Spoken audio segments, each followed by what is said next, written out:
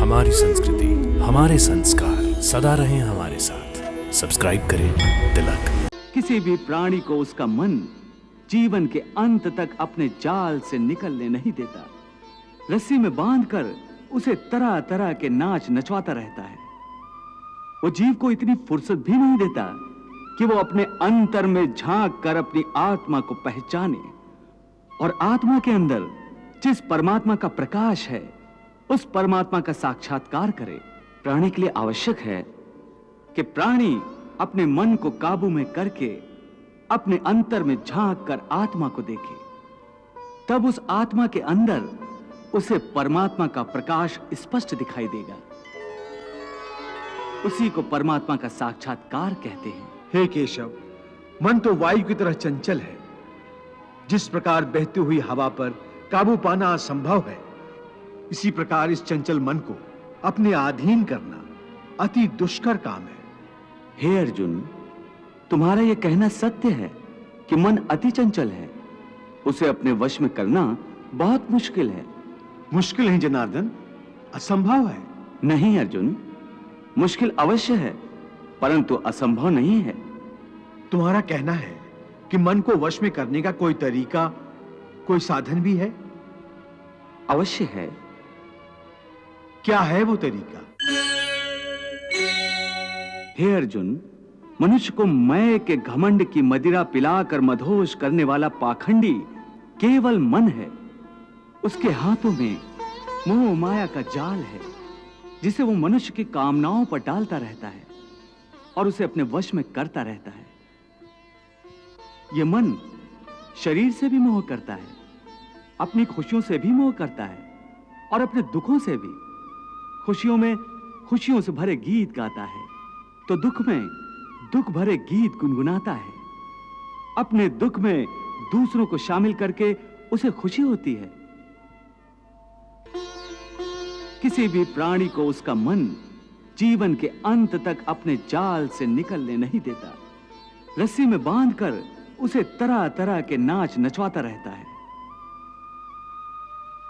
वो जीव को इतनी फुर्सत भी नहीं देता कि वो अपने अंतर में झांक कर अपनी आत्मा को पहचाने और आत्मा के अंदर जिस परमात्मा का प्रकाश है उस परमात्मा का साक्षात्कार करे।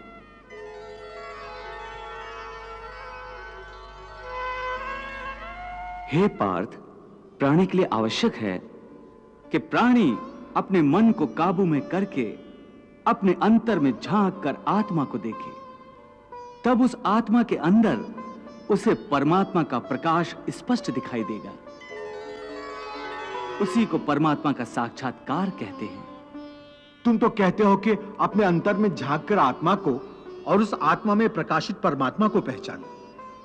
अर्थात आत्मा से अलग कोई और है जो आत्मा को पहचानेगा।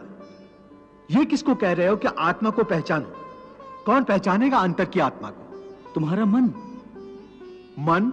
हां, तुम्हारा मन। परंतु तुम तो कहते हो कि मन माया के भ्रमजाल में फंसाकर प्राणी को बहुत नाच नचाता है। फिर वह आत्मा और परमात्मा की ओर क्यों ले जाएगा? तुमने ठीक प्रश्न किया अर्जुन। उसका उत्तर यह है कि जब तक तुम अपने आप को मन और विषयों के अधीन रहने दोगे तब तक वो तुम्हें नाच नचाता रहेगा। हे पार्थ, मनुष्य का शरीर एक रथ की भांति है।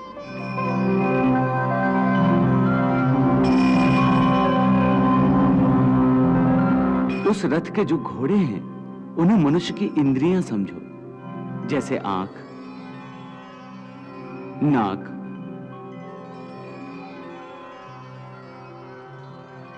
कान, मुख, जीवा आदि। उन इंद्रियों को, घोड़ों को जो सारथी चलाता है वो सारथी ही मन है। और उस रथ में बैठा हुआ जो उस रथ का स्वामी है वही आत्मा है। मनुष्य की इंद्रियां अपने विषयों की ओर आकर्षित होती रहती हैं।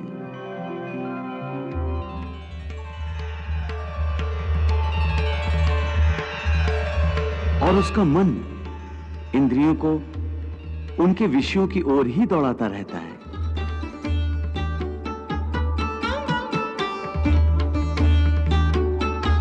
यह तभी तक हो सकता है जब तक जीवात्मा अपने मन को अपने काबू में ना लाए। जब तक मन काबू में नहीं आएगा, वो इंद्रियों को उनके विषयों की ओर ही दौड़ाता रहेगा। विषय उनको बुलाते हैं, इंद्रियां उनकी तरफ भागती हैं और मन जीवात्मा की परवाह किए बगैर रथ को उस ओर लिए जाता है। परंतु जब तुम स्वयं मन के अधीन न रहकर मन को अपने अधीन कर लोगे, तो वही मन एक अच्छे सारथी की तरह तुम्हारे शरीर रूपी रथ को सीधे प्रभु के चरणों में ले जाएगा। मन है शरीर के रथ का सारथी, रथ को चाहे जिधर ले जाए। इंद्रियां हैं इस रथ के घोड़े, घोड़ों को विषयों की ओर भगाए। आत्मा और शरीर के मध्य में ये मन अपने खेल दिखाए।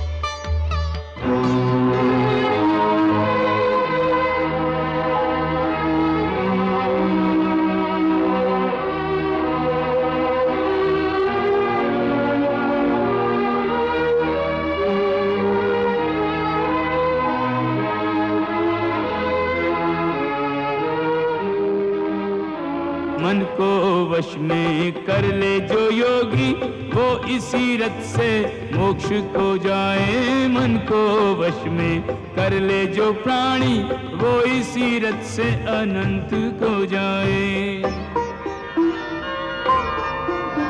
इसीलिए मैंने कहा था कि मनेव मनुष्यानाम कारण बंधन मोक्षेय, अर्थात यदि मन तुम्हारा स्वामी है और तुम उसके अधीन हो, तो वो तुम्हें माया के बंधन में जकड़ता रहेगा।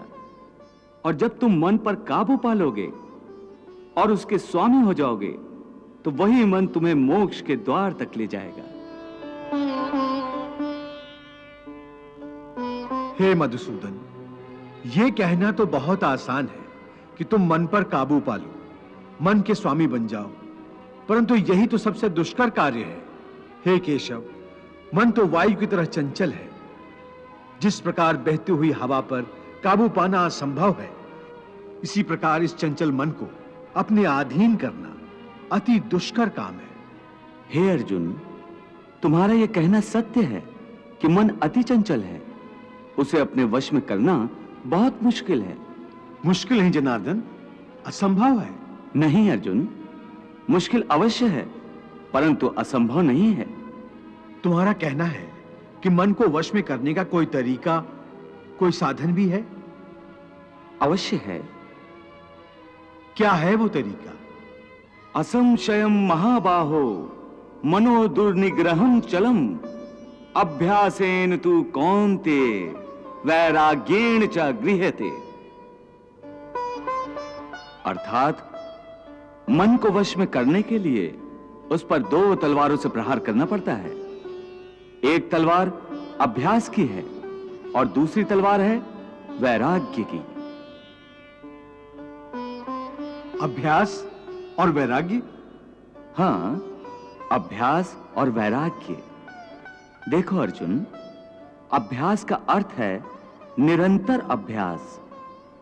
मन को एक काम पर लगा दो, वो वहां से भागेगा, उसे पकड़ कर लाओ, वो फिर भागेगा, उसे फिर पकड़ो। ऐसा बार बार करना पड़ेगा।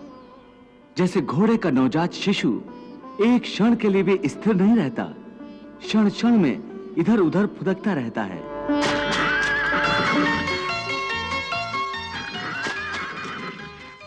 उसी प्रकार मन भी क्षण क्षण में इधर उधर फुदकता रहता है। एक चंचल घोड़े की तरह मन भी बड़ा चंचल होता है, और ऐसे चंचल मन को काबू करना उतना ही कठिन है। जैसे किसी मुंहजोर घोड़े को काबू करना। ऐसे घोड़े को काबू करने के लिए सवार जितना जोर लगाता है, घोड़ा उतना ही विरोध करता है और बार बार सवार को ही गिरा देता है। परंतु यदि सवार दृढ़ संकल्प हो तो अंत में वो उस सरकश घोड़े पर सवार हो जाता है। बस फिर वही घोड़ा सवार के इशारे पर चलता है। उसी प्रकार मन को भी नियंत्रण की रस्सी में बांधकर बार बार अपने रास्ते पर लाया जाता है, तो अंत में वो अपने स्वामी का कहना मानना शुरू कर देता है।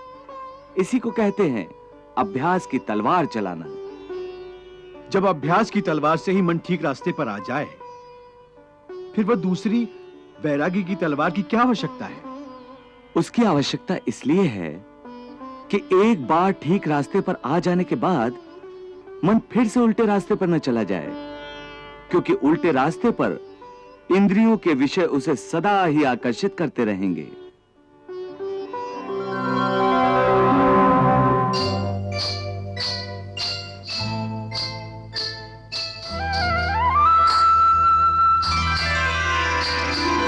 मिथ्या, भोग, विलास और काम की तृष्णा उसे फिर अपनी ओर खींच सकती है।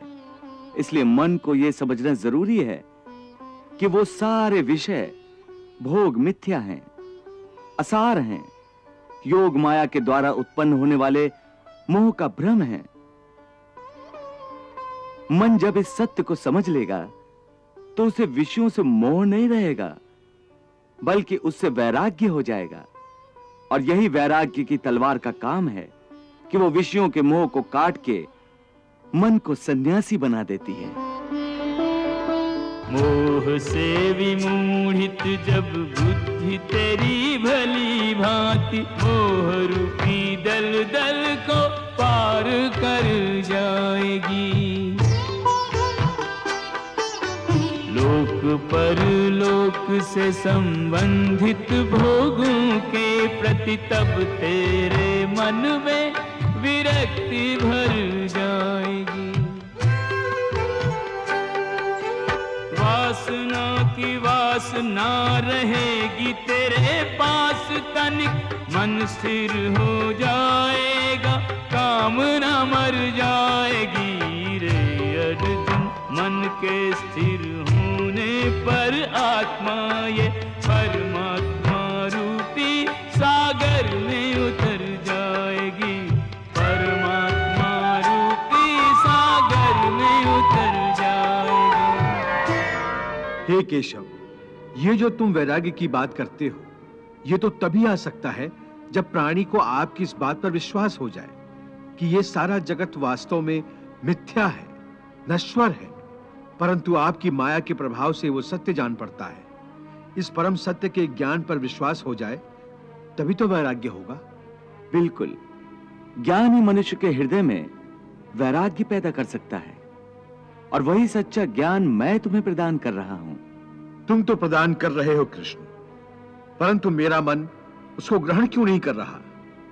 क्योंकि अभी तक तुम मोह और भ्रम के अंधकार से बाहर नहीं निकले, इसलिए तुम उस ज्ञान को ग्रहण करने में असमर्थ हो।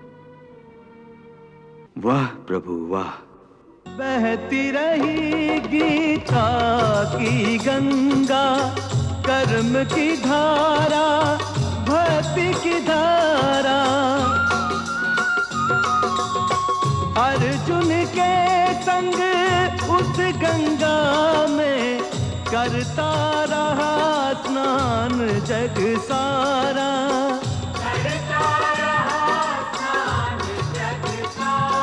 सब धर्मों के भेद भुला के एक मेरा शरणागत हो जा। मैं हर पाप से मुक्ति दूंगा, शोक न कर मेरी भक्ति में खो जा। शोक न कर मेरी भक्ति में खो जा। धर्म अधर्म के